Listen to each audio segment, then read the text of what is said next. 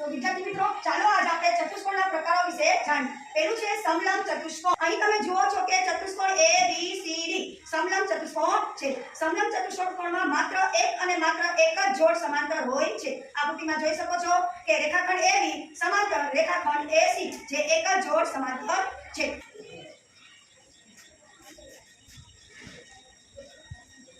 બીજો પ્રકાર છે પતંગાકાર ચતુષ્કોણ। પતંગાકાર ચતુષ્કોણમાં પાસ પાસેની બે અલગ અલગ જોડ સરખી હોય છે। અહીંયા તમે જોઈ શકો છો આકૃતિમાં કે AB અને રેખાખંડ BC તથા રેખાખંડ AD અને રેખાખંડ CD બંને પાસ પાસેની જોડ છે જે સરખી દેખાય છે। ત્યાર પછી પ્રકાર છે સમાંતર બાજુ ચતુષ્કોણ।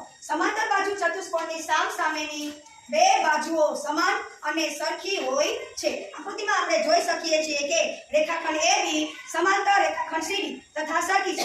ત્યારબાદ રેખાખંડ AD સમાંતર રેખાખંડ BC એ પણ સરખા છે અને ચતુષ્કોણના સામસામેના ખૂણા હંમેશા સરખા હોય છે। જ્યારે સમાંતર બાજુ ચતુષ્કોણના પાસ પાસેના ખૂણા એકબીજાના પૂરક ખૂણા હોય છે। સરવાળો કરતા 180 અંશ થાય।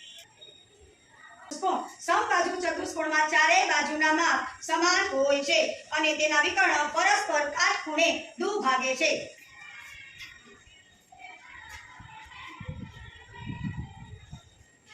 નો પ્રકાર ચોરસ છે। ચોરસની ચારેય બાજુઓ સરખી અને ચારેય ખૂણા કાટખૂણા હોય છે। ચોરસના વિકર્ણો પરસ્પર દુભાગે છે અને ચોરસના વિકર્ણના માપ પણ સરખા હોય છે।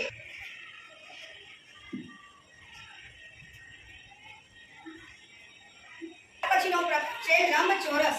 લંબચોરસની સામસામેની બાજુઓના માપ સરખા હોય છે અને ચારેય ખૂણા કાટખૂણા એટલે કે 90 અંશના હોય છે।